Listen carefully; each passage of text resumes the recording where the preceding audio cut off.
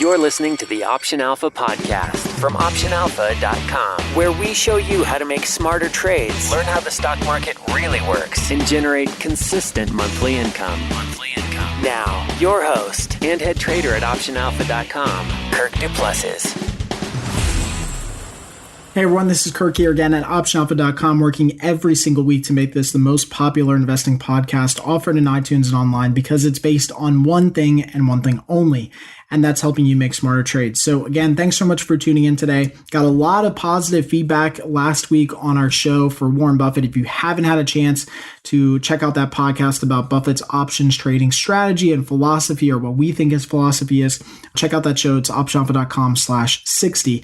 Now, today we've got a really cool guest, and I think, I don't even know where to start with this. So I'll just kind of first give you the background on Cameron and how we got connected. And basically, he signed up for a free membership just a couple months ago and then immediately emailed me and he was like, hey, I listened to the podcast. I've seen some of the videos in there. I've been doing this in my own way, in his own methodology and strategy for a long time. And he's been making 22% on average each year since 2009. And that's incredible. And so I said, listen, you got to come on the show. I got to get you on the show. And I actually saw his name. And when I saw his name in email, I said, I think I remember this guy from someplace. And so many of you know, I'm also a very active real estate investor. And one of the podcasts I listen to on my end, my personal favorite podcast is the Bigger Pockets podcast. And I actually know the guys over at Bigger Pockets that run it, Brandon and Josh, and they're good friends of mine. I've met up with them a bunch of times across the country as we've been at different seminars and events. And I remember hearing Cameron's interview on their podcast and what he was doing with all of his real estate stuff. So of course, I've linked it up all in the show notes page at optionalpha.com/61. I mean, if you think what he's doing with options trading is incredible, you can't even wait to see what he's doing, building houses and doing hundreds of, properties and deals on the real estate side. So the guy is just a phenomenal guy. And so was very happy that he decided to be on the show today and talk a little bit about his strategy. So let me give you a little bit of background on him, because I think it's important to understand where he comes from and the type of person he is. He got an accounting degree from FSU in 1998, an MBA from Troy State in 2002. He's licensed to practice as a CPA and tax accountant. He was a former Army officer who served in Iraq in 2003, which, that's incredible that he's imagine all the stuff that he's doing, a father, husband, the whole thing. He was awarded the Bronze Star for his service in Iraq, which is incredible. And he's also a licensed general contractor because he's doing a lot of real estate stuff. So he's been a real estate investor for a long time. He started trading options about 15 years ago. And what you'll hear in the show as he gets on here in a second is how he started trading covered calls and then transitioned really into spreads eventually. So he started doing what we've talked about a number of times in different shows here.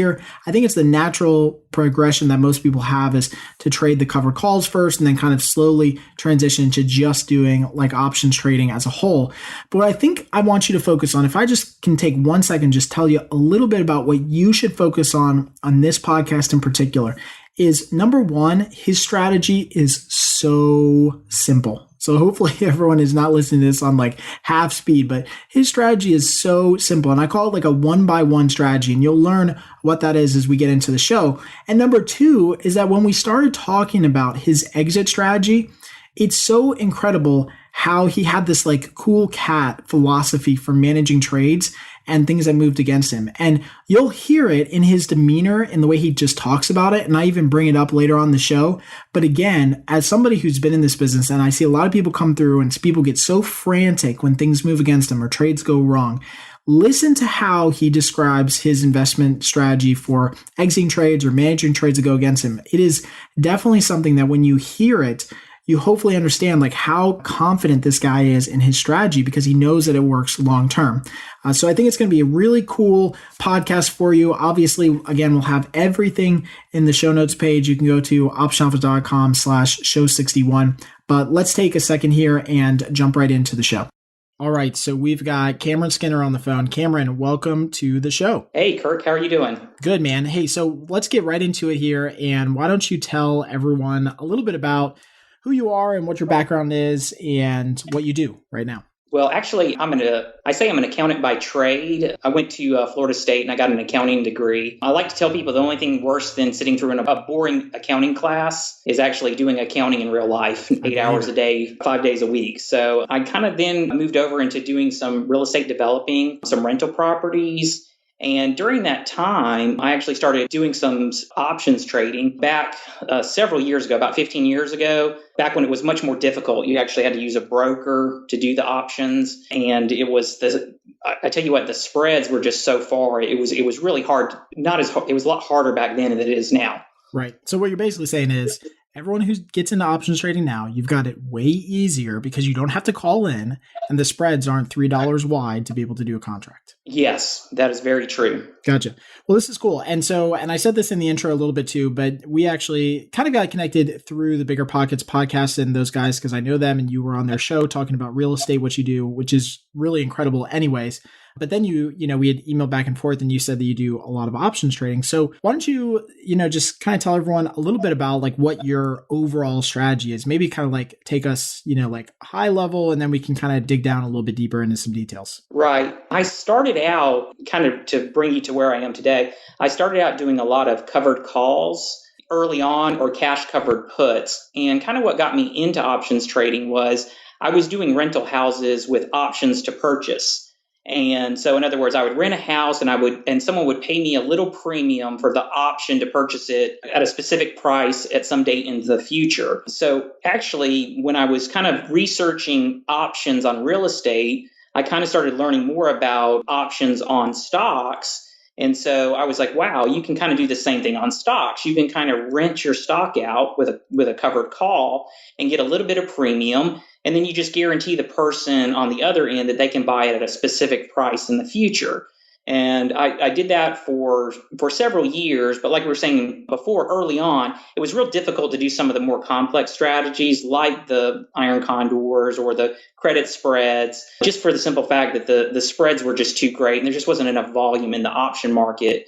But now, because of the volume in the option market and because of the spreads being so tight now, you can actually get really, really creative with some of the spreads and some of the more complex strategies. And so when you were doing those covered calls originally, and just to take it back a little bit, what was the strategy behind it? Were you selling at the money covered calls? So like if you had a stock that was at $100, would you sell the 105 or would you go out a certain percentage out? Like what was the strategy then for doing cover calls? And even if it's still the same, like what are you doing now? Well, what I would used to do is I try to say, where would I want to sell the stock at? So if I bought the stock at 100 and I was happy to sell it at 105, then that's where I would do the covered call at 105. So that's what I would normally do. And the same thing on the cash covered put side. Before I would buy a stock, I would just put on I would sell a put where I wanted to buy the stock at. And then I would get a little bit of premium on that if the stock ever did get put on me. Where do you think the transition came, eventually? Because you're doing all these covered calls and cash secure puts, which I think is a very, it's something that everyone does. And we actually just did a huge, show on like the back tested, performance of this in show 53. And everyone starts like transitioning that way as they go from stock trader to options trader investor. So for you, when you started transitioning away from doing covered calls to doing put credit spreads or call credit spreads and iron condors, like why did you transition away from doing that? What was the thing that like made you, think about moving away from covered calls? What really made me do it is you're really limited on cash covered puts and covered calls on the income that you can make. So, I would guess that you can usually make maybe 12 to 15% return on investment doing that strategy. But if you start doing credit spreads out of the money, like a put credit spread on an index, you can make a much higher rate of return. And so that's why I transitioned into doing almost strictly now, I strictly do credit spreads. Yeah, and that's what you'd said before too, which is interesting. So now the strategy is, and like I always tell people, like in my opinion, I think the covered call thing is great. It's a great transition piece. But it's really capital intensive to buy the stock and then sell the covered call. And you're still long stock. I mean, like you're still like basically in the same position you were before, being really long stock. So you have all that downside exposure. It's better than doing just long stock, but you're not like in a dramatically better position. So now your strategy is mainly credit spreads. So walk us through what that looks like. Like how do you find trades? Where do you place trades? What, vehicles are using? Try to give us like the full picture here. Cause I think that's what people really want to know is like, how are you doing this on a month to month basis? What I try to do is I try to put myself in the mindset that I do have some capital. So I'm taking the position that I'm like the insurance company and you pay me a little premium every month. And if something dramatic happens, then, I will, I'm taking the risk for you. So I will buy the stock at a particular price.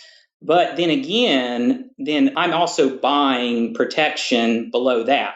So it's almost like an insurance company might have a certain amount of exposure, but then they also, the insurance company actually buys reinsurance. So if like a hurricane hits, then they're protected they're protected to the downside.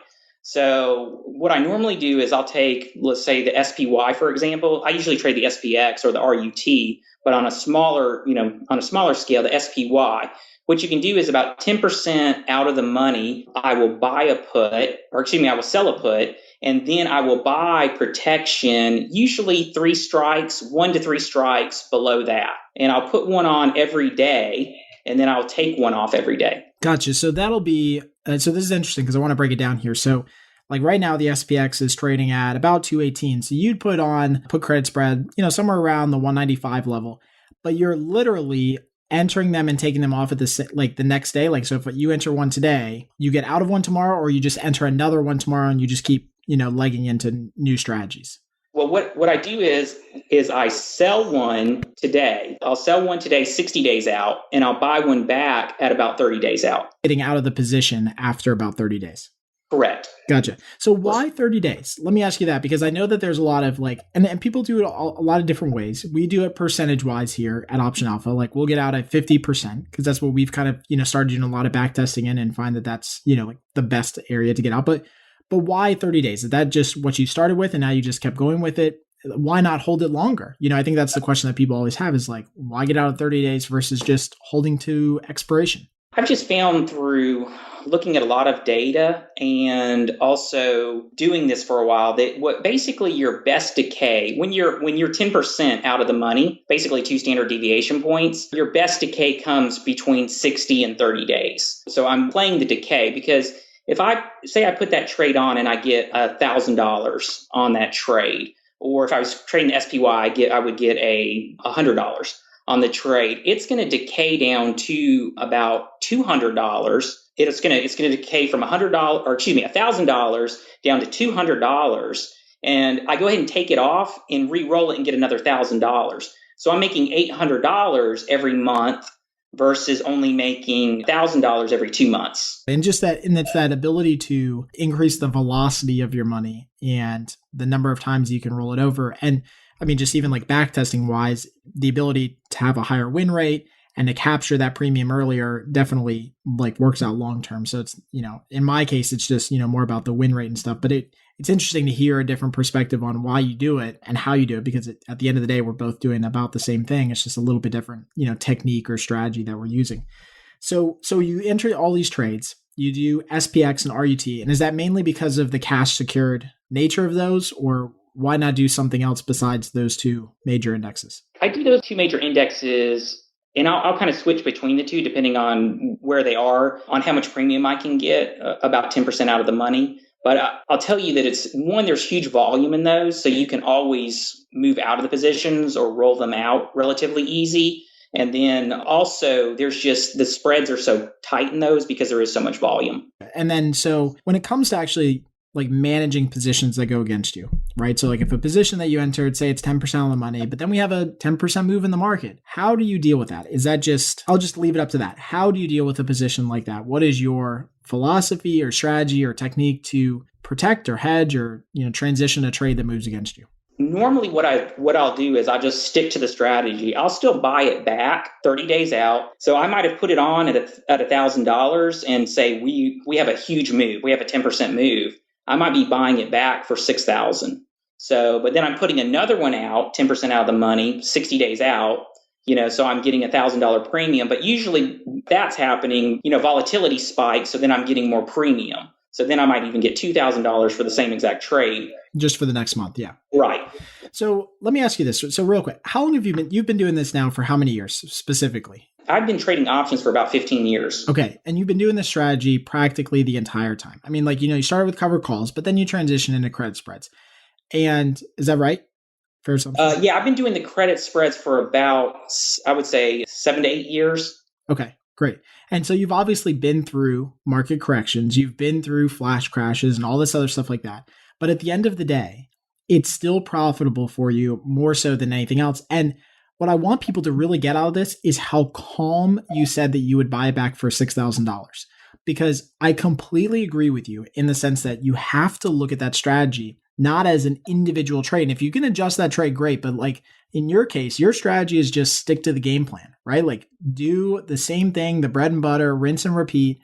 That always works. And yes, you're going to have to buy back a couple spreads, for dramatically more than what you sold them for. But at the end of the day, it works out. Is that a fair assumption? Yeah. And I think what you have to do is you have to put yourself in the mindset, like I was telling you before, that you're an insurance company. And someone's paying you a little bit of premium every month just in case their house burns down. And every once in a while, a house is going to burn down. So hopefully there's not going to be that much damage, so you'll be able to get out of it for a lower amount, or you want to mitigate the loss, of course. But you've got to realize that I know that every 20 months I'm going to lose money. And I know every 5 years I'm going to take a really bad hit. I mean, just statistically. So you've got to put yourself in that mindset that, hey, I am going to lose money every once in a while, but if I set my strategy up correctly and I really look at the probabilities, then I know I'm going to make money. I'm going to take more premium in than I will ever pay out. So how do you think that, and look, I totally agree with everything you say. I think this is killer just so that people understand this concept and just because they hear it from me, but it's good to hear from other people as well. So how do you think about allocation? Because the next logical question that people ask is, okay, if you understand that you're going to get, every 5 years, you're going to have a pretty major drawdown, then how do you look at allocating your account for each of these trades? Are you doing it just on a per contract? So you just do, every time I do this, I do 10 contracts, or is it a percentage basis? How do you look at it when you start to enter a trade? Now, I normally always have, I would say 60 to 70% on. And then I'll keep 30 to 40% in cash because I know those big events do happen. So I'm normally at 60%, but when volatility spikes, I will do some volatility trades. But of course, my bread and butter is just putting on that, using that decay and just putting on credit spreads. Every day I put one on and take one off, put one on, take one off, put one on, take one off. That's amazing. That's good. That's very cool. Very interesting stuff. And what's cool about this too, from like my end, because I'm just like smiling on this end, is that like you're not a member at Option. I mean, like you said before we jumped on the podcast, you've watched a couple of videos, but like you've been doing this for years. And it's like because it just works, right? Like, and it's not something that you've necessarily had like extensive training on, but it's what works. Like, and it's just really cool to see somebody that's doing it out there and having a lot of success doing virtually the same thing that we're doing is very interesting. So, with regard to some of the volatility plays, I know that me and you had emailed back and forth that you sometimes play with VIX or I guess with VXX in one of those two when volatility spikes up. What's kind of your strategy there? Normally when volatility will spike up, what I'll do is I'll put a credit spread on the call side and then just wait for the volatility to come out of the market and then I'll take it off. Now, I will say when I do those trades, I'll put them on usually about 100 to 90 days out because I want plenty of time for it to work. So, and I'll put those pretty close to the money. So, and then I'll put them on and I'll just wait, because usually, volatility always comes back and I'll just wait and be patient and just wait for the volatility to come out of the market and then I'll just take them off. And a great example recently is the Brexit. Volatility spiked. I put on several credit spreads. I just waited till things calmed down and I took them off. Yep. So, we put on some as well. And I just wish I would have put on more. And in fact, every time that the volatility spikes up, I'm like, I should put on some more. I should put on some more, because it's always such a high probability trade. And you're right. I mean, we go out about 60 days, to do those, but, going out a little bit further might not be a bad idea just to get as much possible premium on as possible, because you're right. I mean, volatility always comes back down and now it's insanely low, right? So that Brexit, trade was amazing for anybody who got into it. Right. Yeah, that was probably one of my best trades of the year. So. Yeah. Isn't that funny? And like everyone was so worried about it. And as options traders, like that's what we live for. We live for those volatility events. We're like, we want it to be crazy. So yeah, it's funny when everyone else freaking out about the market. As option sellers, we're just excited because we're getting more premium. I guess if I was an insurance company, I'd be excited, when hurricanes are happening because people buy more insurance. So it's just when we're selling the options, it's actually good for us to have spikes in the market. It's excellent for us. Yeah, I love it. And it's funny. My in-laws, they always, crack on me because they always, ask my opinion about the market. And I say, I just hope it goes down and volatility goes up because I just want to, take in a little bit more premium. And, they don't understand like exactly what we're talking about. It's not that we hope that the market crashes. It's just that we hope that it, that volatility expands. So, well, why don't we kind of wrap up here? And what do you think, like when you think about, options trading as a whole, because it was good to kind of go through the strategy. And I think that what's really key about this is that it's not overly complex. Anybody can do it. I mean, they don't have to do it every day like you do, but it's just very simple and it's methodical and it's, thought out. But when you think about options trading, what do you think are the pitfalls that people fall into in this business? I mean, because you've been doing it for a while now. What are the things that, like if you could go back to yourself however many years ago when you got started and say like, this is what you need to be doing, don't focus on the other stuff. What would some of those things be? Well, I think the big thing is, and I'm so glad for like your site because, you're really promoting you're promoting what I was doing. And I think a lot of the other sites are promoting buying options, gambling. What we're doing, we're not gambling. We're looking at the probabilities and we're making strategic assessments on how to make money by selling premium. So I do appreciate you, kind of being a promoter about selling options, versus about then, just trying to gamble on options.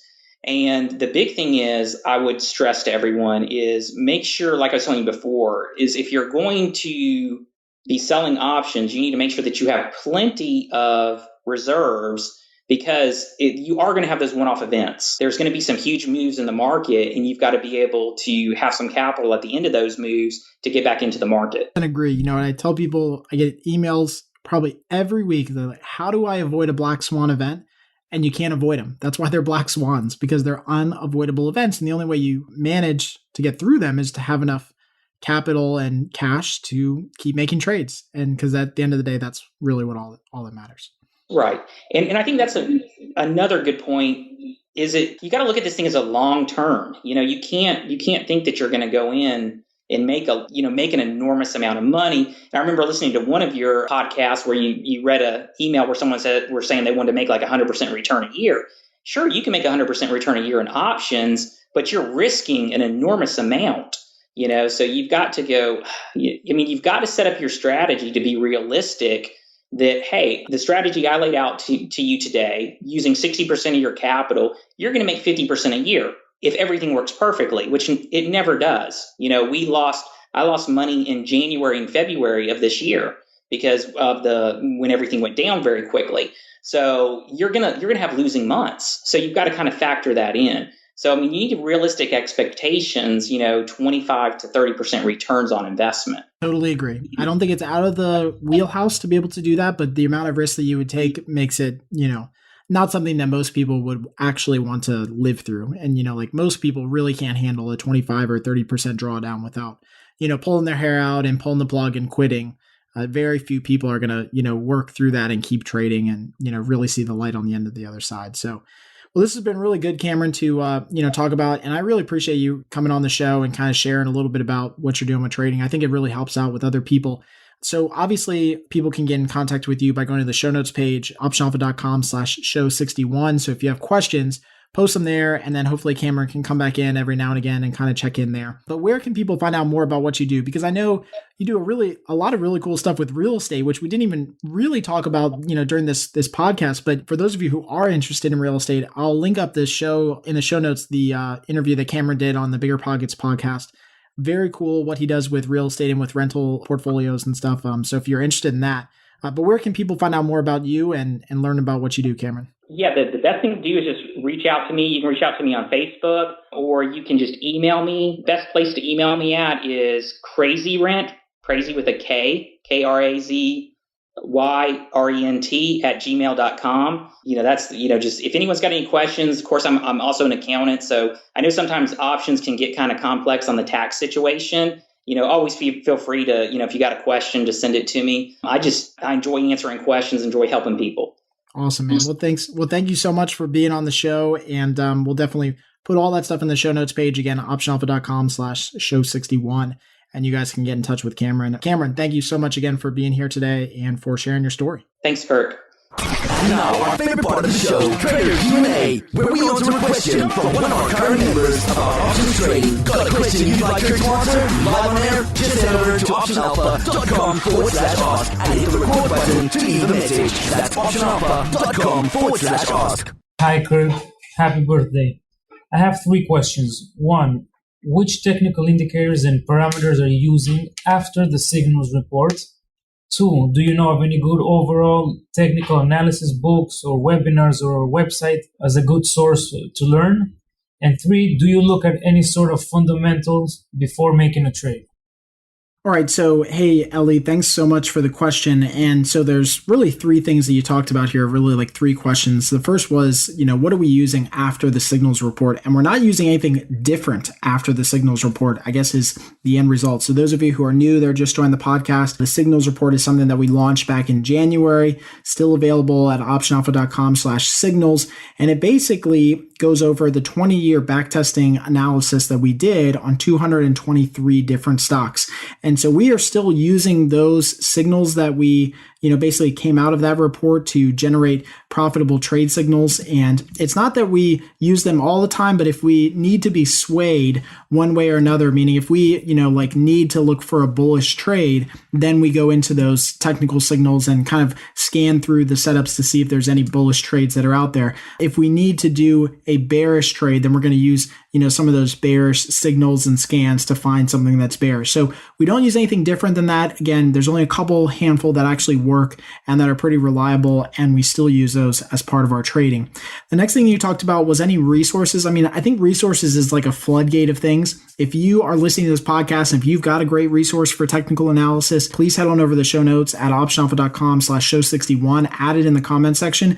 I think you can really go any way with this. There's so many websites out there that talk about technicals, how to set them up and what they are. The key for me is no matter what you use as far as a resource or book or webinar or whatever the case is, that you are using the right indicators. And that's the end result. 95% of them do not work. We have the numbers that prove that. So it's finding those 5% that end up generating signals that can be reliable and can be profitable in your trading. The last thing that you talked about was fundamentals. Do you ever look at fundamentals before making a trade? And the simple answer to this is no, because most of that information is priced into the security. But things that we will quickly look at and scan for are things like earnings trades, dividend dates, any major company announcement. I know that inside Thinkorswim, there's a little news feed that you can use inside of your broker platform. We just type in the ticker symbol and see if there's any quick scan of the headlines, see if there's any glaring news stories that are coming out, a merger, a buyout, something like that. That's really what we're looking for. Everything else though, you can't do anything on a 30-day or 60-day trading period that really is going to be fundamentally sound, right? Fundamentals are more for the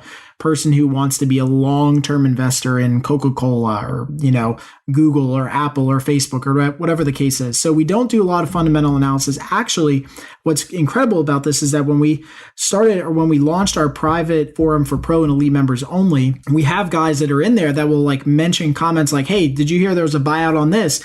And just that one comment 2 weeks ago actually saved us by getting out of a trade that ended up being a buyout candidate, and the stock moved really big and really quickly. Just that rumor and that posting in the group and that community aspect actually saved us a little bit. So those are really the only things that we watch and monitor.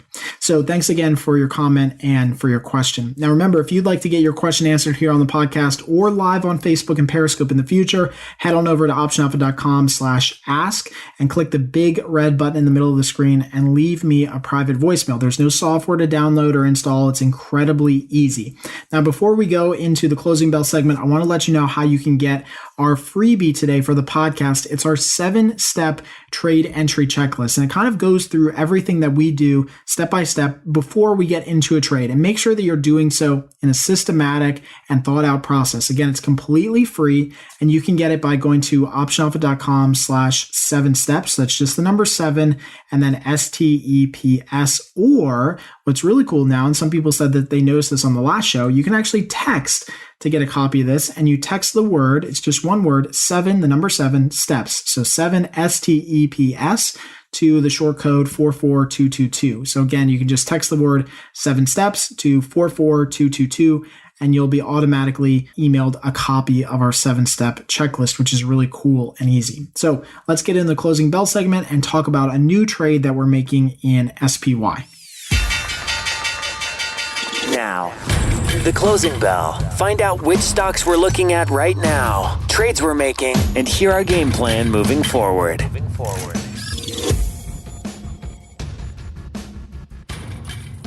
All right, so a new trade that we're going to be making here today in SPY, and this is I actually lined this up a little bit with the show that we did with Cameron today in show 61, because it kind of follows the same logic of stuff that we've already been backtesting, which is the principle of having at some level a consistent premium selling strategy on at all times. So right now there's low implied volatility in the market. We get that.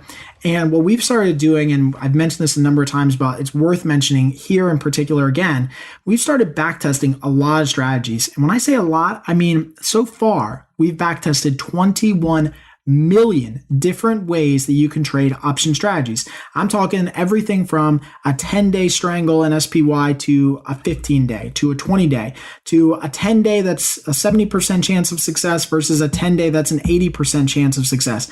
So basically 21 million different variations of all of these different stocks that we backtested and ETFs and all of these different strategies. And we're now compiling all this stuff to be launched as a new backtesting software on the website for members.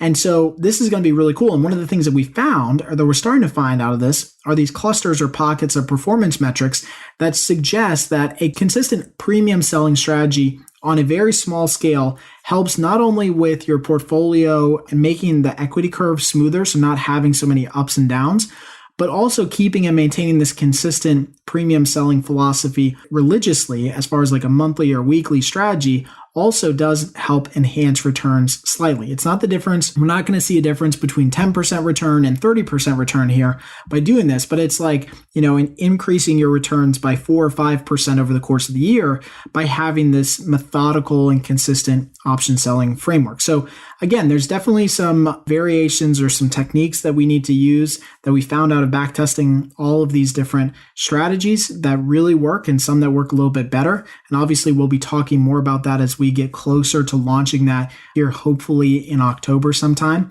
And but today what we're going to do is do a very wide iron condor in SPY. Now SPY has implied volatility that's around the 20th rank right now.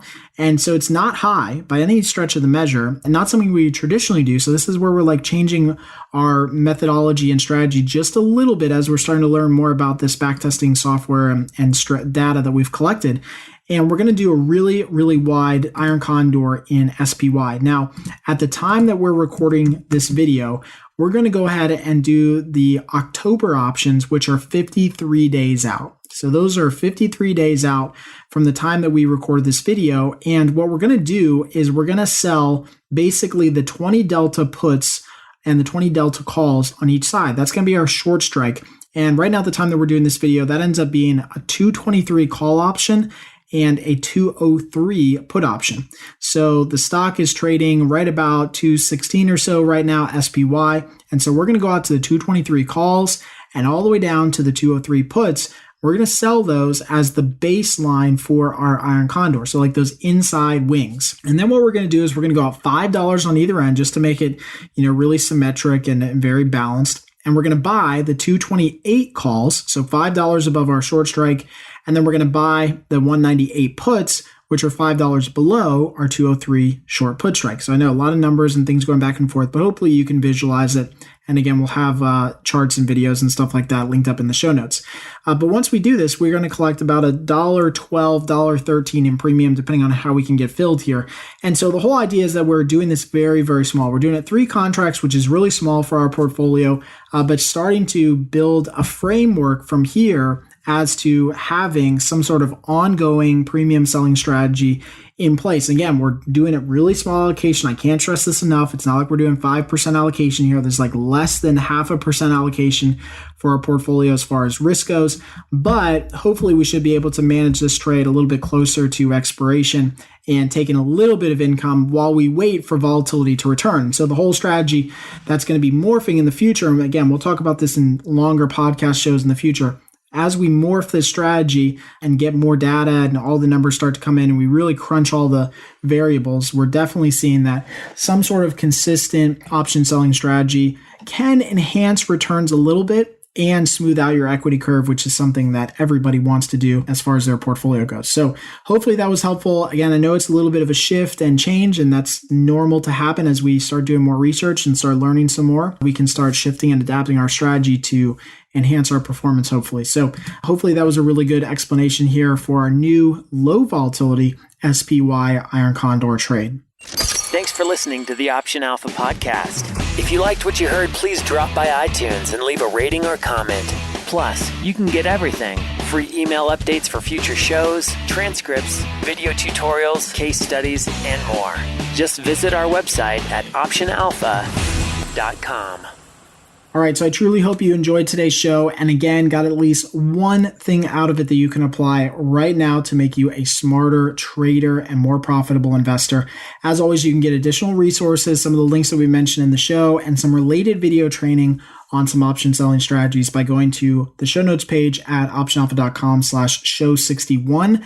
Again, that's just the number 61, optionalpha.com/show61. And until next time, happy trading.